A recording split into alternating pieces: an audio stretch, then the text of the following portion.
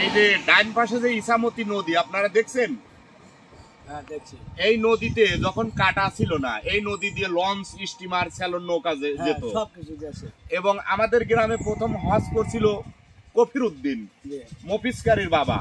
তারপরে হজ করছিল এই যে ম্যাজিস্ট্রেটের আব্বা বুরহান হাজি।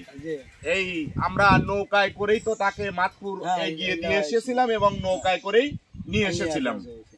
এখন দেখুন কৃষকদের কি দুরবস্থা। এই যে ইসামতি নদী, পানি নেই। 12 মাস যদি পানি থাকতো ইরিদানের আবাদ হতো। এবং পাটের সময় আপনাদের কি কষ্ট হয় একটু বলেন। পাটের সময় কি কষ্ট হয়? কষ্ট, পানি পাইনে, মাটি পাইনে, তারপরে লিভার পাইনে, আর অসময় পানি পুকুর ভরা, নদী ভরা, বিল ভরা। অসময় কথাটা বলতে আমি খুবই খুশি হয়েছি। এই নদীতে পৌষ মাঘ মাসে পানি ভরপুর থাকে, কিন্তু আষাঢ় শ্রাবণ মাসে পাট কেটে এই নদীতে যখন কৃষক কোটি কোটি টাকার পাট ডুবাবে তখন এই নদীতে পানি থাকে না। কথা কি ঠিক বলছি?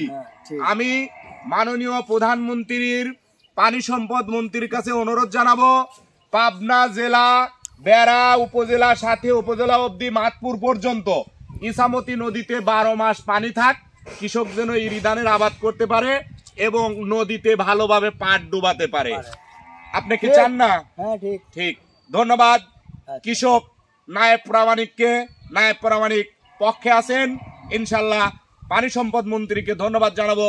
অতি সত্বর বেড়া পাম্প হাউস থেকে আমাদের মাতপুর পর্যন্ত ইসামতি নদীতে পানি দিয়ে ভরে দেওয়া হোক। অল্প 1 মাসের মধ্যে ইনশাল্লাহ পাট কাটা হবে। জয় বাংলা, জয় বঙ্গবন্ধু।